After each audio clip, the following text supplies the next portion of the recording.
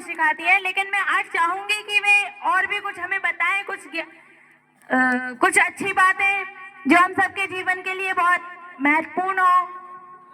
एक बार जोरदार तालियां।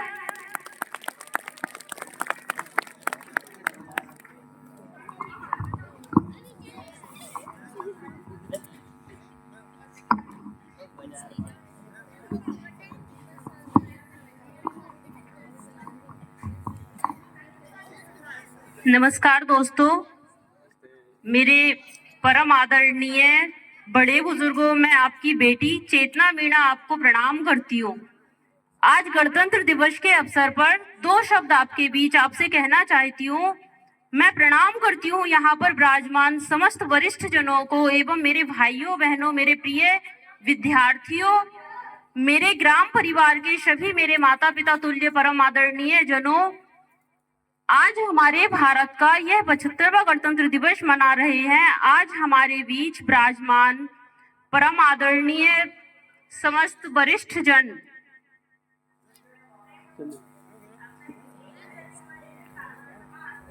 मैं आप सभी के बीच कुछ कहना चाहती हूँ।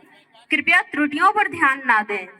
मैं शिक्षा के विषय में आपसे कुछ कहना चाहूंगी। जैसा कि अभी मैम ने बोला था, सोनवानी मैम ने, हमारे यहाँ बेटे की अपेक्षा बेटियों की अपेक्षा बेटे की शिक्षा पे अधिक ध्यान दिया जाता है।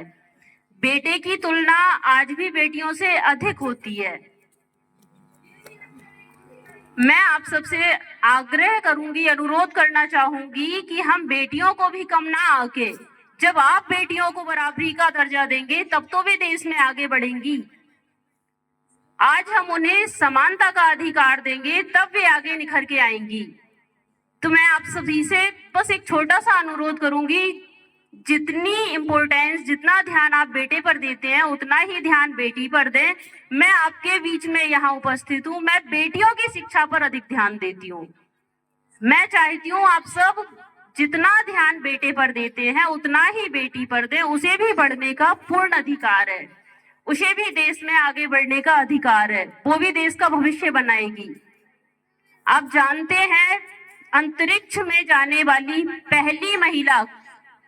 पहली भारतीय महिला कल्पना चावला एक लड़की थी। माउंट एवरेस्ट क्लाइम करने वाली वो भी एक लड़की थी, और ऐसी लड़की जो अपने दोनों पैरों से अपाहिज थी।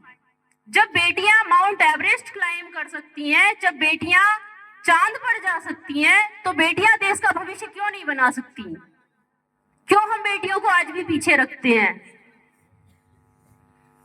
बस आप सभी पालकों से मेरा यही अनुरोध होगा कि जितना ध्यान आप बेटे पर देते हैं उतना ही ध्यान बेटियों पर दें। और मैं माफी चाहूंगी, मेरी तरफ से अगर कोई गलतियां हुई हैं प्रोग्राम के दौरान, कार्यक्रम के दौरान, तो मैं आप सभी वरिष्ठ जनों से, बुजुर्गों से माफी चाहूंगी। नेक्स्ट टाइम जब भी हम अपना प्रोग्राम देंगे उन त्रुटियों में सुधार किया जाएगा। हमारी तरफ से कोई त्रुटि नहीं छोड़ी जाएगी, पर हम जानते हैं जितना सांस्कृतिक कार्यक्रमों को दर्जा दिया जाता है उतना ही आज का जो माहौल चल रहा है उसके हिसाब से भी थोड़ा बहुत हमें चलना होता है। हम अपनी संस्कृति को नहीं भूले हैं, हम अपने राष्ट्र को नहीं भूले हैं, उन वीरों को नहीं भूले हैं जिन्होंने अपने प्राणों का बलिदान हमें दिया है, और उन्हें तो कभी भी नहीं भूला जा सकता। जब तक हमारे प्राण हैं, जब तक हम जिंदा हैं, तब तक उन वीरों को कभी नहीं भूला जा सकता। तो हम कैसे आज उन वीरों को भूल सकते हैं? वे वीर हमें याद है, तभी तो आज हम यहाँ एकत्रित हुए हैं, तभी तो आज हम यहाँ बैठे हैं और इस कार्यक्रम को आगे बढ़ा रहे हैं, कार्यक्रम का आयोजन कर रहे हैं।